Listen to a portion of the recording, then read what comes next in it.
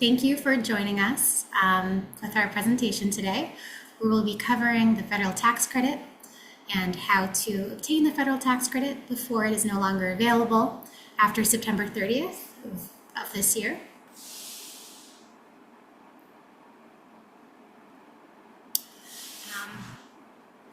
Just before we get started and provide an introduction as well as some logistics for the webinar, I wanted to just give you a little bit of overview about who we are as an organization.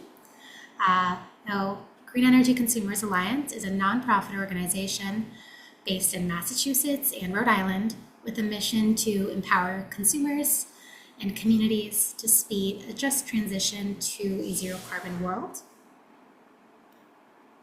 Now, before we provide a little bit of introduction as to who your speakers are, I will just say that there will be a couple of basic logistics for the webinar. For example, you will be muted throughout the webinar, and at the end of our presentation, we will have time for a Q&A where we'll answer questions. There is a Q&A function at the bottom of your screen. Feel free to type in your question there, and we'll make sure that we have time to address it at the end of the presentation. If for some reason we don't get to your question, we'll leave our emails at the end of the presentation where we're happy to continue the conversation there. There is an option if you would like closed captions. Please find closed captioning at the bottom of your screen. And of course, after the webinar, we will send over the slides as well as the webinar recording in an email. And now we can give a little bit of introduction as to who your speakers are. So my name is Caroline Gracia. I'm an electric vehicle program associate here at Green Energy Consumers Alliance. I'll be leading most of today's presentation, but I am also receiving a lot of help from Anna. Anna, I'll give you the floor for a moment. Hi, everybody. My name is Anna. I'm our electric vehicle program director, and I will mostly be here for the Q&A and also in the chat. So if you have any questions or issues, please feel free to write a message in the Q&A, and I'll get back to you while Caroline's giving the main presentation. Thanks. Okay, great. Now, today I'll give you a little bit of an overview of how we'll break down this presentation. We're starting with the federal tax credit and a high-level summary of both the federal tax credit for new and used EVs. We'll get into obtaining the federal tax credit as well as some instructions and things to keep in mind when you are looking to save with the federal tax credit for new or for used. It's always great to remember that you can save even more with state incentives. So we'll have a little bit of more information about that after our federal tax credit deep dive. And we'll close with a little bit of attempt to look forward at the EV industry and EV adoption and what that might look like after the federal tax credit is no longer available at the end of this month. So to start, we'll talk about the federal tax credit, and we'll provide a little bit of context because it is no longer available at the end of September. We're urging consumers to act now if you would like to purchase or lease and save with the federal tax credit. Unfortunately, the federal tax credit of $7,500 for new EVs and the federal tax credit for used EVs amounting to $4,000 expires on September 30th, 2025, so at the end of this month, as set in the One Big Beautiful Bill Act, which passed earlier this summer. Though in the next few slides, we'll dig deeper into the federal tax credit as well as how to save before it is no longer available at the end of this month. To start, the federal clean vehicle tax credit for new EVs is a $7,500 tax credit on eligible battery electric vehicles, plug-in hybrids, and fuel cell EVs through the end of this month or September 30th. I will not spend time on fuel cell EVs. Fuel cell EVs are generally on the road in California. Battery electric vehicles and plug-in hybrids are what we'll spend some more time talking about in terms of eligibility for the federal tax credit for new and for used. The federal tax credit can be claimed at the point of sale or when filing taxes. And it must be purchased, the vehicle must be purchased from an IRS registered dealership which you may verify either on the phone or in person. And in a couple of slides, we'll look at a list or a checklist of instructions on steps to take in terms of saving on the federal tax credit, and there will be a note about that as well.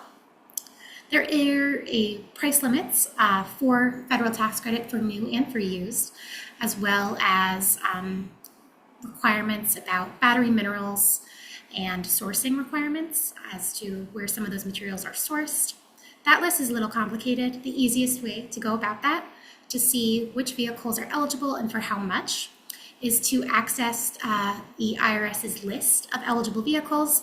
That list is linked here, and there is a screenshot right on the right. So if you go to that link and type in the vehicle model year that you are thinking of, which is also referred to as delivery date, meaning like model year and when you're looking to receive it, there is a drop down, and the list will tell you which vehicle or which model in particular is eligible for the tax credit as well. And as you can see on the right, this list also takes into account the price limits per different vehicles, federal tax credit as well here, and the model year. Another important thing to keep in mind is that there are income requirements to access the federal tax credit. So in terms of the federal tax credit for new vehicles, if you are an individual filer, that income limit is $150,000 per year. If you are a head of household, that is $225,000 per year. And if you are a joint filer, that income limit is $300,000. Leasing is another option because for leasing, some of the battery mineral vehicle requirements do not apply. And essentially, to give a little bit of context behind leasing as an option, the Inflation Reduction Act had created a commercial vehicle tax credit, which does not have the same eligibility requirements as the clean vehicle credit for new EVs. Dealers can claim the commercial vehicle tax credit when they acquire or when they get vehicles from manufacturers to lease. And from the consumer standpoint, most automakers pass that credit onto consumers and will even advertise a $7,500 lease rebate sometimes in their materials. Oh, I see, Anna, that someone raised a hand. I want to make sure that you can see our screen. Do we have any comments or questions in the chat about? I don't see any comments or questions. I also don't see the raised hand. But if you are the person who raised your hand, please write me a note in the Q&A if you have a question or if you're having trouble with audio or video or anything. Okay. I'll write a note in the chat as well. Okay. And with leasing, when that amount is passed on to you as a consumer, a lot of the times that is in the form of a lower monthly payment or a lower upfront cost towards your vehicle.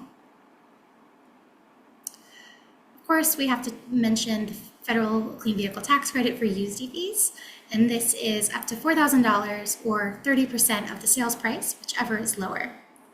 Luckily, battery requirements do not apply in this context, so that means a lot of vehicles are eligible. And to qualify, the purchase must take place from a dealership. Unfortunately, private purchases will not qualify for the federal used vehicle tax credit.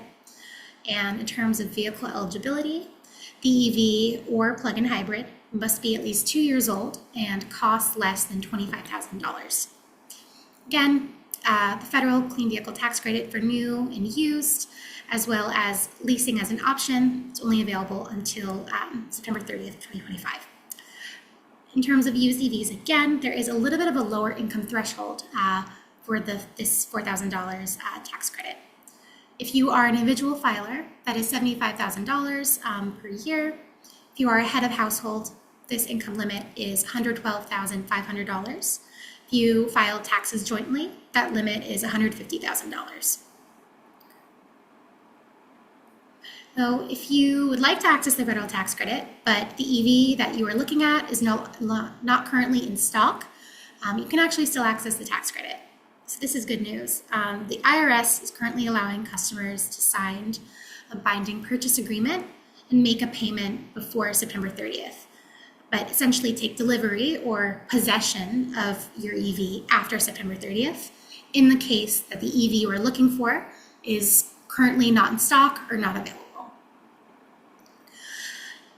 When that vehicle is delivered to you, or when you take possession of the vehicle, if that is after September 30th or at whatever point, you would need to receive a time of sale report from the dealer within 3 days of receiving that vehicle. This is a good option for individuals that would like to still access the federal tax credit, but have an EV in mind that might not currently be for sale or be available. And this might be a good option in case you have the means to wait for your EV to become available. A lot of sales actually have been driven up because of the federal tax credit ending at the end of this month, so this might be something to consider. We'll finish this section with just a little bit of an overview as to what we just covered. This might be a good resource that you might come back to after we send out the slides. But right here, we're looking at a comparison between the clean vehicle tax credit for new EVs as well as for used EVs. That IRS list of eligible vehicles, that search list is linked here, as well as income limits for both rebates, or for both credits, for both price caps as well. That is linked here, as well as other requirements. Keep in mind, you can receive either credit at the point of sale or at tax time. In a couple of seconds, we'll switch gears into some of those instructions in terms of accessing the federal tax credit and how to do so. Here. Now we'll get more into how to access the federal tax credit. Essentially, as a consumer, you would claim the federal tax credit when you are looking to receive it. And like I mentioned before, you might receive it at the point of sale or take it when filing taxes. And those processes are a little bit different. Essentially, if you choose to transfer the tax credit liability to an IRS registered dealership, that would mean you're taking it at the point of sale. If you take the credit when filing taxes, that credit amount is dependent on your tax liability. If you choose to receive cash, you might apply the tax credit as a down payment or apply the credit towards the cost of the vehicle. And a good point about this is that if you do receive it at the point of sale, that tax credit can be accessed regardless of your tax liability. And this is the case for both new and used battery electric vehicles and plug-in hybrids. And then again, if you choose to take it when filing taxes, you can only claim up to your federal tax liability. That is something to keep in mind. And then here we have a little bit of a checklist. Some of the steps you must take to receive the tax credit in a timely manner. First step is to confirm that your expected income for this year is under the required limit for either the clean vehicle tax credit for new EVs or for the requirements as listed for tax credit for used EVs. 2, it is very important to confirm that the dealership or store you are working with has registered with the IRS Energy Credits online portal. The easiest way to do this is to ask a salesperson or general manager, either on the phone or in person. Thirdly, ask the salesperson to confirm via the Energy Credits online portal that the vehicle you are thinking of purchasing or leasing to make sure it qualifies for the federal tax credit. After purchase, consumers must receive 2 copies. 1, a time of sale report that is submitted by the dealer, and 2, a copy of the confirmation from the IRS of successful submission. This second copy basically means that the IRS has the dealer has uploaded your information to the IRS's Energy Credits online portal. It basically takes your information as well as the vehicle either purchased or leased and puts in their system that that vehicle qualifies and you are accessing the tax credit. It is important to receive both of these copies within 3 days of purchasing or leasing your vehicle. And then during tax season, you will file Form 8936. That form is linked here, and that form must be filed even if you receive the incentive at the point of sale, or if you do not normally file taxes. That covers some of those steps. If you have any questions, you can certainly move back here during the time for the Q&A. There are also a couple of questions that we'd like to highlight that are generally asked about the tax credit. And so here we have 2 questions taken from their FAQ list. This connects to an earlier slide about how you can still access the federal tax credit even if your ideal EV is not currently available. Essentially, what we're looking at here is the definition of what acquired means when you're looking to access the credit and take possession of your EV. As listed here, acquired generally means that a binding written agreement has been signed and a first payment has been made. Then that vehicle has been linked to you. Taking possession of the vehicle, though, is something a little bit different. That essentially means that, if we're looking back at the last slide about this, and you are someone that is looking to access the federal tax credit now, but your EV is not currently in stock, but might be available in the next month or so, that taking possession would mean that whenever that vehicle is available, it has been delivered to you and you are now able to drive it. So that acquisition can take place before that vehicle is available if you sign that written binding agreement and make a payment.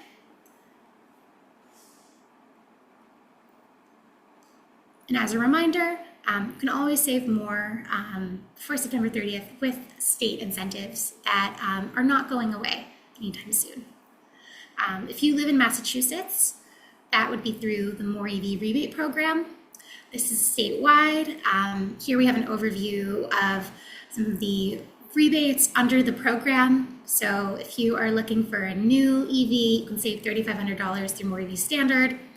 If you're looking for a used EV, that's $3,500 for More EV Used. If you are an income qualifying resident, there's an income qualifying rebate adder. There is a $7,500 rebate for trucks. And there's also a $1,000 rebate adder for older gas vehicle trade-ins. And as you can see here, a good amount of these rebates can be accessed at the point of sale, and some can be accessed post-purchase as a check in the mail. Now we'll move on to state rebate in Rhode Island. In Rhode Island, Drive EV is a statewide rebate program as well. I will mention, before diving into this, one important note between Drive EV and More EV is that More EV only qualifies or only considers battery electric vehicles. Drive EV, on the other hand, will consider plug-in hybrids. So this is an important difference, whereas, of course, the federal tax credit takes into account all 3, fuel cell EVs, battery electric vehicles, and plug-in hybrids. You can save with More EV on a battery electric vehicle, whereas in Rhode Island, you can also access the state rebate for battery electric vehicles and plug-in hybrids. There are different rebates for new and for used, and there is an income qualifying rebate adder. That amount changes depending on whether the vehicle is new or used. If you are looking for a new battery electric vehicle, you can save $1,500 on Drive EV New. For a plug-in hybrid, that would be $1,000. And that income qualifying rebate amount here is the same to that of Drive EV for new, for the plug-in hybrid or the battery electric vehicle. If you have a used EV in mind, that amount for a used battery electric vehicle is $1,000 through Drive EV Used, whereas for a plug-in hybrid, it is $750.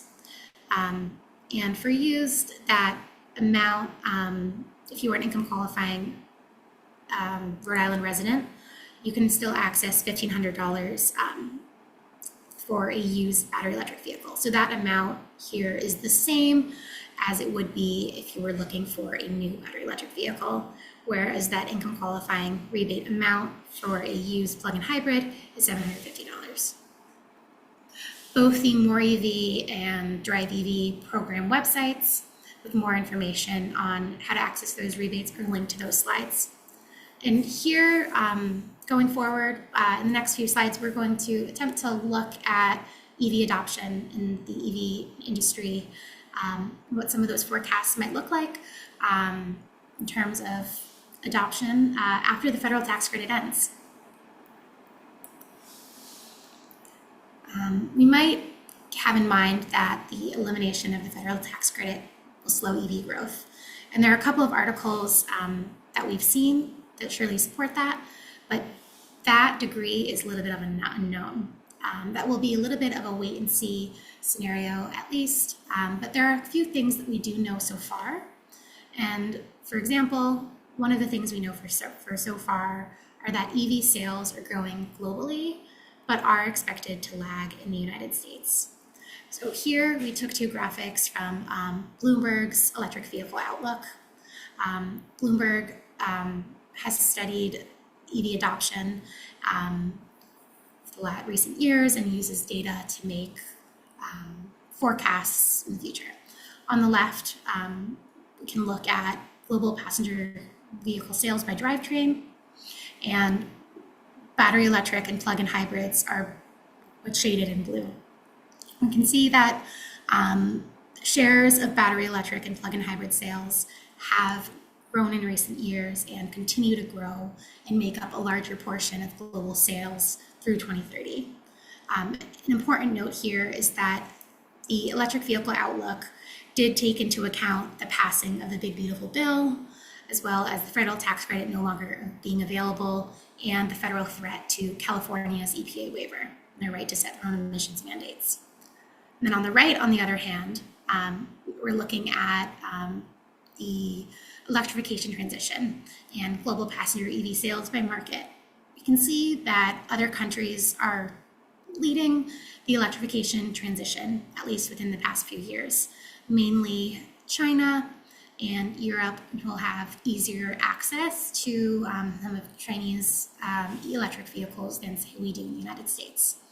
This just goes to show that EV sales are expected to grow, albeit at a little bit of a slower rate in the United States. But the transition is happening, and there are some other countries that are taking the lead. Oops. Another point is that charging infrastructure continues to improve. And for this slide, we wanted to highlight some data we took from Perrin, which is another resource similar to Bloomberg that studies EVs and makes forecasts about EV adoption and charging infrastructure. Perrin has a public charger database where they take data and will make forecasts on an annual and longer term basis. And right here, we're looking at different quarters in 2025. So essentially, we're seeing that DC fast charging infrastructure is growing. And even on average, with new stations that are being put in the ground, these stations are having more ports per station than in the past. In the past, a big trend has been a charging station might have 2 charging ports or a little bit more, but now even a lot of stations are having anywhere more than 5 ports. So that is a great improvement for accessibility. And then something else that was interesting that Perrin noted was that in 2024, at least, of charging stations being analyzed, non-Tesla networks deployed more direct DC fast charging ports than Tesla for the first time. And this might connect with the greater adoption of NACS, or the Tesla charging port, which can help to make charging more accessible and universal, so that you might not have to use a CCS adapter when you're going to a charging port. So even though we just covered and we can see that EV adoption might slow a little bit in the United States with the federal tax credit going away, charging infrastructure is continuing to improve, and there are new players, new non-Tesla players that are emerging and taking up space in the charging market and are deploying charging stations with more ports. There are more options for consumers.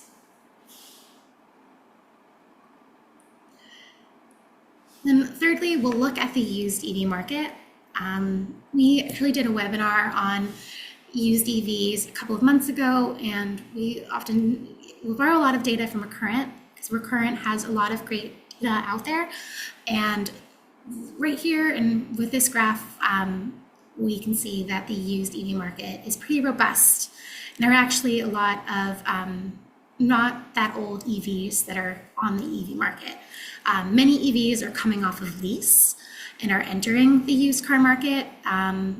With 72% of listings are from the last 5 years, it was reported, whereas 45%, or almost half, are either dated or their model year is 2023, 2024, or 2025.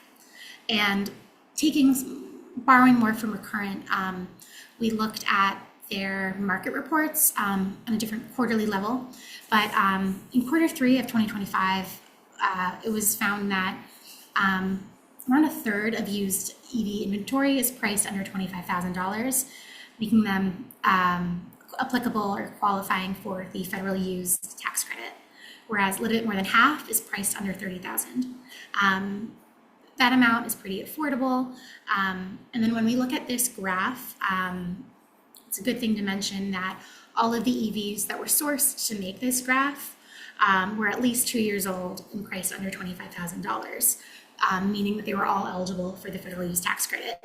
This just goes to show that EVs are either performing at the same level or have come to outperform in recent months gas cars in terms of the amount of time that occurs between when EVs are placed on the lot and placed for sale, and then that time between that date and when EVs are sold. So in terms of date, that's what days supply refers to. And essentially, this just goes to show that the used EV market is competitive and that it is attractive to consumers, especially given that a good amount of the vehicles in the market are relatively new and are only a few years old and are priced pretty affordably. Well, that is last slide in terms of our outlook. If you have any questions, we can certainly come back here. I will close with a couple of different options and resources if you are curious about learning different EVs that are on the market and are available. I'll highlight our EV Finder for new EVs. That resource is linked here. Essentially, it's a shopping tool that will allow you to compare different electric cars. You can filter and sort by criteria like driving range, lowest cost after incentives, charging speed as well. And both state incentives are connected, so you can get a real life look at what price you're looking at. If you're more interested in used EVs or used EV Finder, we'll take data from Kelley Blue Book and has a lot of used EVs as well as different model years on here. So if you are in the market for a used EV but are unsure of what is a fair ask when looking at different posting prices, this resource will show to you what is a fair price on the lower range versus on a higher model range for used EVs. Those are two good resources that will be linked here. And lastly, before we dive into Q&A, when we're a nonprofit and while doing the work that we do, if you feel inclined to donate to any of our programs to help keep making this work possible, our donation page will be linked here when we set the slides out. I'd like to pivot to a Q&A if there are any questions about any of the content that we've just covered. Thank you, Caroline. There were a couple good questions in the chat that I responded to in text but want to call out. One was a clarifying question of whether the income level that you use to qualify has to be from this year or whether it could also be from the previous year. And the answer is yes. I linked in the chat a link to the IRS's frequently asked questions on this topic, and they say the limitation is based on the lesser of your modified adjusted gross income for the year that the new clean vehicle was placed in service or for the preceding year. So if you're over the limit this year but under the limit last year, you would still be able to qualify. There was a second clarifying question of what exact figure is being used for this income threshold, and it's the adjusted gross income, the AGI. And that same FAQ that I just read from that I linked to in the chat defines that more specifically for those who would like to see that. And then there was one question about, wait a second, what is this point of sale document and how do I get it? Time of sale document. So if you purchase an electric vehicle through an IRS registered dealership, they are supposed to, within 3 days of you purchasing, submit this time of sale report and give you a copy of that report as well as the copy of the confirmation. We are hearing on the grapevine that some dealers are just not doing that and are telling people, don't worry about it, you can apply when the time comes, and that is incorrect. They do need to do that within 3 days. If, however, you lease, you don't need to worry about that. So if you lease, it's the commercial federal tax credit rather than the personal federal tax credit, and there's a different process for that, and it's taken on by the leasing agent, basically. So you don't need to do any special IRS paperwork if you lease. But if you purchase, you do need to get that time of sale report, and then you do need to file that form 8936 during tax season. And somebody asked, why do I need to file that form? And the answer is basically the IRS wants to confirm that your income wasn't too high. So you do still need to file that form at tax season. So those were the main questions I saw. If there are any others, please feel free to put them in the chat so that we can answer them. I'm also actually, for those of you on the call, if any of you are actively looking for an EV right now and want to just share what your experience has been, if you want to write that in the Q&A, I would love to hear it because there's definitely a run on EVs right now. NPR had a segment on it this morning too, that car dealers are sort of swamped with requests, but entirely unsure what's happening after October 1st. So I'd love to hear any local insight.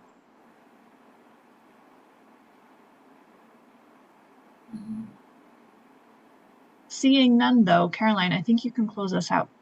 Okay, great. Yeah, before we sign off, I just want to make sure that you have easy access to our emails. So if you have any questions that you might not have in mind now, but if you have in mind anytime after this webinar, please feel free to reach out to us. Here are my and Anna's emails. Other than that, thank you for joining our webinar. I hope that some of this helped to clarify any questions or doubts you might have about the federal tax credit. Of course, we encourage you, if you're looking to save, to purchase or lease before September 30th, but keep in mind that if your ideal EV is not currently available, that there is an option to still access the federal tax credit and receive your EV later, as listed earlier in the slides. So please reach out to us if you have any questions. But thank you for joining us.